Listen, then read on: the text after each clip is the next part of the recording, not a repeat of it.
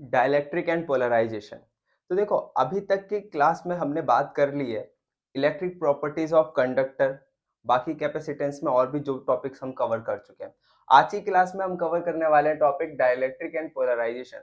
बात करेंगे डाइलेक्ट्रिक क्या होता है, कितने टाइप्स के डाइलेक्ट्रिक होते हैं, और साथ साथ में बात करेंगे पोलराइजेशन क्या है, और उसमें छोटी छोटी टर्म्स आएंगी, उनको हम डिफाइन करते जाएंगे। तो थोड़ा थ्योरेटिकल लेक्चर होगा, इसलिए ध्यान से सुनिएगा। तो देखो यार, लास्ट लेक्चर में हमने पढ़ा था कंडक्टर के बारे में, कंडक्टर की प्रॉपर्टीज के बारे में। उधर हमने क्या देखा था कि जब भी किसी इलेक्ट्रिक फील्ड में एक कंडक्टर मटेरियल को हम रखते हैं तो कंडक्टिंग मटेरियल के अंदर इलेक्ट्रोस्टैटिक फील्ड कितनी हो जाती थी, जीरो। आज हम देखने वाले हैं कि डाइलेक्ट्रिक को जब हम इलेक्ट्रिक फील्ड में रखेंगे तो किस तरीके की हमारे सामने पिक्चर निकल कर आते हैं। तो सबसे पहले हेडिंग लगा लेते हैं डाइलेक्ट्रिक। डाइलेक्ट्रिक, तो देखो यार, डाइलेक्ट्रिक क्या है? डाइलेक्ट्रिक मतलब simple non conducting material. Non conducting material, वो सारे मटेरियल जो नॉन कंडक्टिंग है उनको हम क्या बोलते हैं, डाइलेक्ट्रिक। इसमें कौन कौन आ जाएगा नॉन कंडक्टिंग मटेरियल में? आपका वैक्स हो गया, रबर हो गया, प्लास्टिक हो गया, है ना। जितने भी आप जानते हैं नॉन कंडक्टिंग मटेरियल, सारे के सारे क्या कहलाते हैं, डाइलेक्ट्रिक। अब देखो यार, डाइलेक्ट्रिक को हमने दो तरीके से डिफरेंशिएट कर रखा है। डाइलेक्ट्रिक हमारे पास दो तरीके के होते हैं। पहला डाइलेक्ट्रिक है पोलर डाइलेक्ट्रिक, पोलर डाइलेक्ट्रिक। दूसरा डाइलेक्ट्रिक है non polar dielectric, non polar dielectric. ठीक है। अब देखो यार, पोलर डाइलेक्ट्रिक कौन होते हैं? जो पोलर मॉलिक्यूल से मिलकर के बने होते हैं। पोलर डाइलेक्ट्रिक कौन है? जो पोलर मॉलिक्यूल से मिलकर के बने होते हैं, पोलर मॉलिक्यूल से मिलकर के बने होते हैं। अच्छा, पोलर मॉलिक्यूल्स जैसे कि एग्जांपल ले लेते हैं, पोलर मॉलिक्यूल्स कौन होते हैं? फॉर एग्जांपल हो गया आपका HCl, HNO3 या NH3, है ना, एक्सेट्रा। वाटर हो गया, H2O हो गया, ये सारे आपके पोलर मॉलिक्यूल्स हैं। ऐसे मॉलिक्यूल से मिले नॉन कंडक्टिंग मटेरियल, उनको हम कहते हैं पोलर डाइलेक्ट्रिक। कहानी ये है, देखो जैसे HCl आपने देखा होगा तो इधर partially negative partially positive charge इस तरीके से आ जाता है। तो इसका कुछ ना कुछ पोल्स होते हैं इसके पास, पॉजिटिव और नेगेटिव। इसके वजह से हर एक मॉलिक्यूल के पास एक डाइपोल मूवमेंट होता है, नेगेटिव टू पॉजिटिव डायरेक्शन में। हमने डाइपोल के बारे में बात की थी ना, जब एक पॉजिटिव एक नेगेटिव चार्ज कुछ डिस्टेंस सेपरेट हो तो उस सिस्टम को कहते हैं डाइपोल। हर एक डाइपोल का एक डाइपोल मूवमेंट होता है जिसकी डायरेक्शन नेगेटिव टू पॉजिटिव होती है। क्या इतनी सी बात क्लियर है? तो देखो, पोलर डाइलेक्ट्रिक कौन होते हैं? जो पोलर मॉलिक्यूल से मिलकर के बनते हैं। HCl हो गया, NH3 हो गया, वाटर हो गया, ये सारे पोलर डाइलेक्ट्रिक हो गए। अब इधर देखो, पोलर डाइलेक्ट्रिक में एक इंपॉर्टेंट बात क्या है, हर एक मॉलिक्यूल के पास कुछ ना कुछ नेट डाइपोल मूवमेंट होगा। वही बात करते हैं नॉन पोलर डाइलेक्ट्रिक की। नॉन पोलर डाइलेक्ट्रिक कौन होंगे? सिंपल, जो नॉन पोलर मॉलिक्यूल से मिलकर बने होंगे। नॉन पोलर मॉलिक्यूल्स कौन कौन हो गए, सोचो। O2 हो गया हमारा, H2 हो गया, Cl2 हो गया, CO2 हो गया, एक्सेट्रा। ठीक है। देखो ये सारे के सारे कैसे मॉलिक्यूल है, देखो हाइड्रोजन इस तरीके से रहेंगे, H2 इस तरीके से बनेगा। तो देखो इधर कोई भी इसका नेट डाइपोल मूवमेंट नहीं है, तो इसलिए हम इसको नॉन पोलर बोलते हैं। तो पोलर में क्या होता था, हर एक मॉलिक्यूल के पास एक नेट डाइपोल मूवमेंट बनता है जब ऐसे मॉलिक्यूल मिल करके एक पोलर डाइलेक्ट्रिक मटेरियल बनाते हैं। इसी तरीके से नॉन पोलर में क्या होगा, इस तरीके से नॉन पोलर वो मॉलिक्यूल बनते हैं जिसमें कोई भी नेट डाइपोल मूवमेंट नहीं होता, और ऐसे मॉलिक्यूल मिलकर के नॉन पोलर डाइलेक्ट्रिक बात करते हैं। देखो एक एक के आप स्ट्रक्चरल वे को समझते हैं, अंदर से जाकर के एक एक को समझते हैं। पहले इसको नोट डाउन कर लो, ठीक है, मिटा दूं। तो इधर देखो, हमने पढ़ा कि डाइलेक्ट्रिक क्या है यार, नॉन कंडक्टिंग मटेरियल है। डाइलेक्ट्रिक दो टाइप के हो सकते हैं, पोलर डाइलेक्ट्रिक और नॉन पोलर डाइलेक्ट्रिक। हमें समझना है कि जब एक पोलर डाइलेक्ट्रिक को या एक नॉन पोलर डाइलेक्ट्रिक मटेरियल को जब हम इलेक्ट्रिक फील्ड में रखेंगे तो किस तरीके का बिहेवियर ये लोग शो करेंगे। तो सबसे पहले बात करते हैं पोलर डाइलेक्ट्रिक के ऊपर। पोलर डाइलेक्ट्रिक, ठीक है। सबसे पहले अपन ले लेते हैं पोलर डाइलेक्ट्रिक। अब देखो पोलर डाइलेक्ट्रिक क्या होता है, इधर देखो इस तरीके से पोलर डाइलेक्ट्रिक रहेगा हमारे पास, एक रेक्टेंगुलर शेप में ले लेते हैं। तो जब बाहर से हमने कोई इलेक्ट्रिक फील्ड नहीं लगाई, मतलब बाहर से इलेक्ट्रोस्टैटिक फील्ड कितनी है बेटा, जीरो। तो मॉलिक्यूल्स देखो इसके किस तरीके से होंगे, पॉजिटिव नेगेटिव, जैसे कि मैंने ये बताया था HCl अगर ले लिया हमने, कोई भी मॉलिक्यूल ले लिया, पॉजिटिव नेगेटिव इस तरीके से बिखरे रहेंगे, negative positive, positive negative, negative positive negative, इस तरीके से सारे मॉलिक्यूल आपस में क्या रहेंगे, बिखरे रहेंगे। ठीक है, ये कब है, जब क्या नाम है, इलेक्ट्रोस्टैटिक फील्ड बाहर से हमने कोई नहीं लगा रखी है, बाहर से इलेक्ट्रोस्टैटिक फील्ड कितनी है बेटा, जीरो। अब इधर देखो, हर एक डाइपोल को अगर आप ध्यान से देखोगे, हर एक डाइपोल के पास एक डाइपोल मूवमेंट है, लेकिन क्योंकि देखो मटेरियल अंदर तो रेंडमली अरेंज्ड है, तो अगर एक डाइपोल मूवमेंट इस तरीके से है, इसकी डायरेक्शन ऊपर की तरफ, इसकी डायरेक्शन नीचे की तरफ, तो टोटल हम क्या देखते हैं, नेट डाइपोल मूवमेंट क्या होता है इस मटेरियल का, पोलर डाइलेक्ट्रिक मटेरियल का भी जीरो। हाँ, लेकिन इंडिविजुअल मॉलिक्यूल के पास, हर एक मॉलिक्यूल के पास कुछ डाइपोल मूवमेंट है, लेकिन पूरे सिस्टम का डाइपोल मूवमेंट कितना रहता है, जीरो। वहीं जब हम इसमें से इलेक्ट्रोस्टैटिक फील्ड पास करते हैं तो देखना क्या होगा। अब हमने इसमें से पास करी इलेक्ट्रोस्टैटिक फील्ड इस तरीके से, बाहर से हमने एक एक्सटर्नल इलेक्ट्रिक फील्ड लगाई। अब देखो इसको समझते हैं।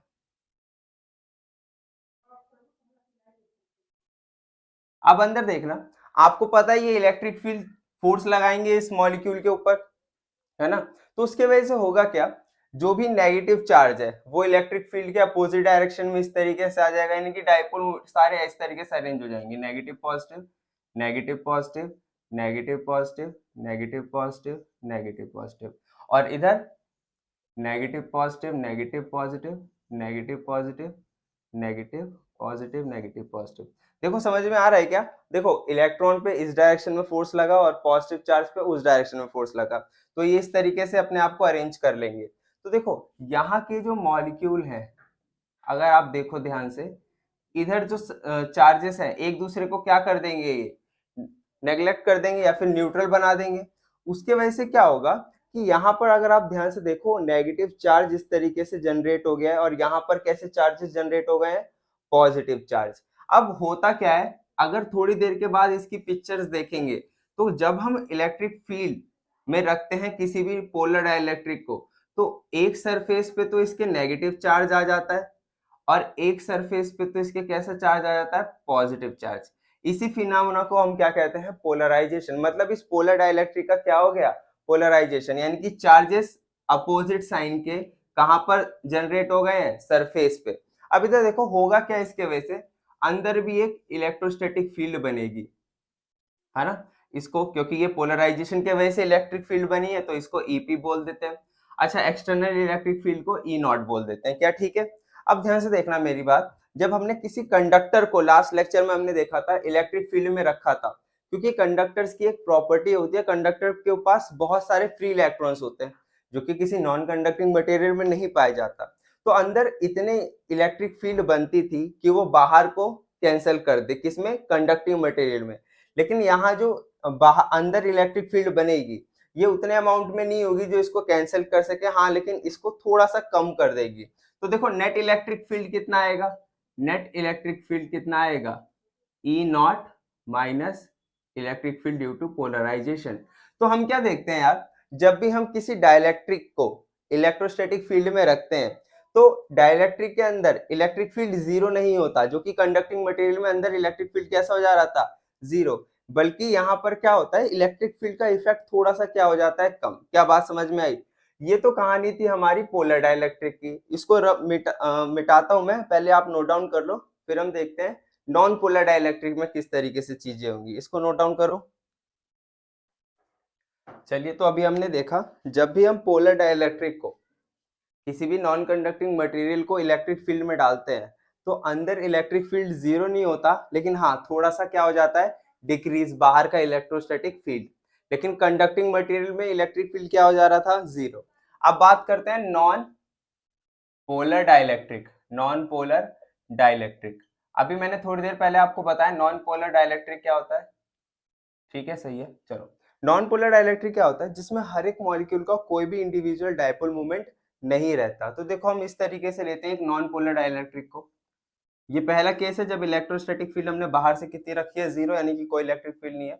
अब देखो हम नॉन पोलर डाइलेक्ट्रिक बताते हैं, positive negative, positive negative, positive negative. अब देखो यार, फर्क ये है, जो मैं ये शेप बना रहा हूँ, जो नॉन पोलर डाइलेक्ट्रिक होते हैं ना, थोड़े सिमेट्रिक होते हैं, है ना, इनका centre of positive charge and negative charge एक ही होता है, कॉमन होता है। लेकिन वहीं पर बात करें तो पोलर डाइलेक्ट्रिक वो थोड़े से सिमेट्रिक नहीं होते, नॉन सिमेट्रिक होते हैं, बस इतना सा डिफरेंस है। बाकी डायपोल मोमेंट का डिफरेंस तो मैंने आपको बता दिया। नेगेटिव पॉजिटिव, नेगेटिव पॉजिटिव, इस तरीके से ये कुछ अरेंज होते हैं। जैसे ही मैं अब बाहर से इलेक्ट्रोस्टैटिक फील्ड लगाता हूं, देखो क्या होगा। बाहर से मैंने ऐसे इलेक्ट्रोस्टैटिक फील्ड लगाई,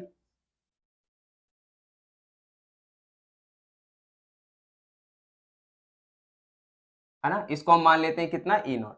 तो होगा क्या, देखो ये अंदर के मॉलिक्यूल के ऊपर फोर्स लगेगा और ये चार्जेस क्या होंगे, बिल्कुल वैसे केस बनेगा। नेगेटिव चार्ज इस प्लेट की तरफ पहुंचने लगेंगे और पॉजिटिव चार्ज इस प्लेट पर। तो नेगेटिव, देखो ये मॉलिक्यूल इस तरीके से अरेंज हो जाएगा, negative positive, negative positive, negative positive, negative positive, इधर negative positive, negative positive, negative positive. अरे ये समझ में आ रहा है क्या?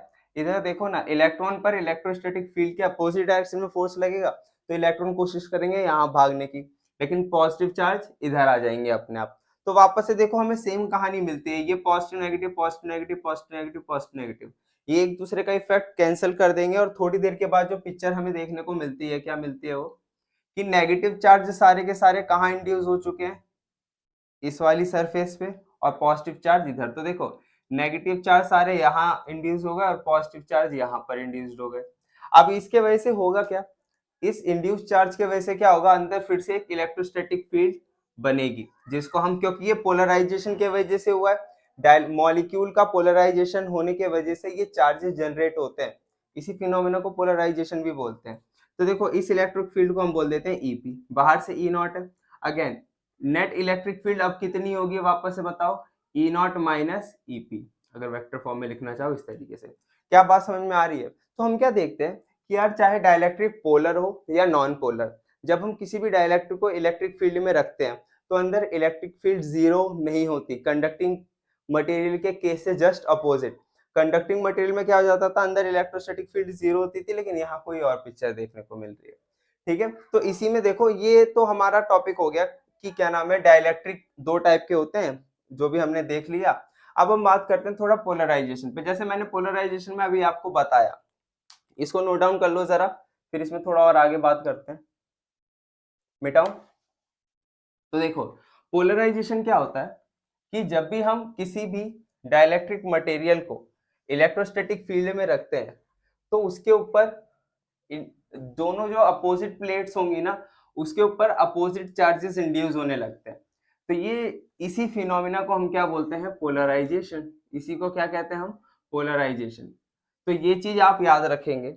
अच्छा, पोलराइजेशन में हम एक वेक्टर डिफाइन करते हैं, पोलराइजेशन वेक्टर। अब ये जो पोलराइजेशन है, कोई भी मॉलिक्यूल कितना ज्यादा पोलराइज होगा, ये डिपेंड करता है कितनी स्ट्रॉन्ग इलेक्ट्रिक फील्ड है। ये डाइलेक्ट्रिक प्रोपोर्शनल होता है इलेक्ट्रिक फील्ड के। अब देखो ना यार, मान लेते हैं सिस्टम है, कोई डाइलेक्ट्रिक मटेरियल है, इसके अंदर मॉलिक्यूल इस तरीके से रखे हुए हैं, ठीक है, रेंडमली अरेंज्ड है, पॉजिटिव नेगेटिव या दोनों ही आप किस तरीके से भी इसको मान सकते हैं।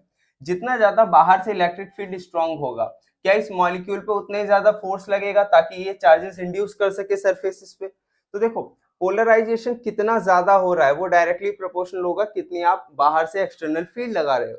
जब हम इस प्रोपोर्शनल सॉरी देखो, जब हम इस प्रोपोर्शनैलिटी के साइन को हटाते हैं तो एक कांस्टेंट आता है, ये कांस्टेंट का नाम है, इसको हम प्रोनाउंस करते हैं काई। ठीक है, इसको हम बोलते क्या है, हम इलेक्ट्रिकल ससेप्टिबिलिटी। ठीक है, क्या बोलते हैं, इलेक्ट्रिकल ससेप्टिबिलिटी। देखो इलेक्ट्रिक ससेप्टिबिलिटी एक कांस्टेंट है जो कि ये बताता है यार कि कोई मॉलिक्यूल कितना ज्यादा पोलराइज होगा या नहीं होगा। अब मटेरियल मैंने आपको पहले बताया था, डाइलेक्ट्रिक बहुत सारे मटेरियल्स हो सकते हैं, वैक्स हो सकता है, आपका प्लास्टिक हो सकता है, लेकिन जरूरी नहीं है कि हर एक मटेरियल सेम टाइप से पोलराइज हो। वो किस पे डिपेंड करता है, इस ससेप्टिबिलिटी पर। जितनी ज्यादा ससेप्टिबिलिटी होगी किसी मटेरियल की, वो उतना ही ज्यादा चार्ज इंड्यूस करेगा सरफेस पर, या उतना ही ज्यादा क्या होगा, पोलराइज। क्या बात समझ में आती है? अब आपने एक चीज सुनी होगी, डाइलेक्ट्रिक कांस्टेंट। इसी में छोटी छोटी चीजें मैं यहीं पर करा दे रहा हूँ। एक छोटी सी चीज है डाइलेक्ट्रिक कांस्टेंट, डाइलेक्ट्रिक कांस्टेंट, जिसको आप ई आर या फिर के से रिप्रेजेंट करते हैं। डाइलेक्ट्रिक कांस्टेंट क्या होता है यार? जो आपने ओरिजिनल एक्सटर्नल इलेक्ट्रिक फील्ड दी थी, हमने कितनी दी थी स्टार्टिंग में, याद करो, ई नॉट, और अंदर नेट इलेक्ट्रिक फील्ड कितनी बची थी, या बाहर भी बोल सकते हो, कोई प्रॉब्लम नहीं है ना। इसके अंदर नेट इलेक्ट्रिक फील्ड कम हुई थी कि नहीं हुई थी? कितनी थी वो? E naught minus EP. Electric field ये एक्सटर्नल और electric field due to polarization, ये जो अंदर इलेक्ट्रिक फील्ड बनी थी उसकी वजह से। इसका रेशो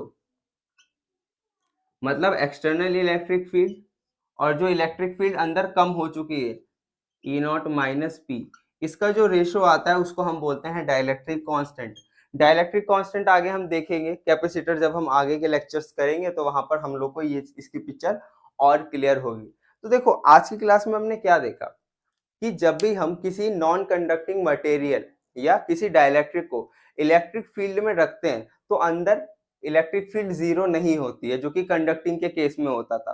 तो जस्ट अपोजिट होता है। और उसके बाद छोटे छोटे टर्म्स है इसमें, इलेक्ट्रिकल ससेप्टिबिलिटी, ये चीज आप लोग ध्यान रखना, इलेक्ट्रिक ससेप्टिबिलिटी की कोई डायमेंशन नहीं होती है। इस पूरे ये कांस्टेंट है जिसकी कोई डायमेंशन नहीं है।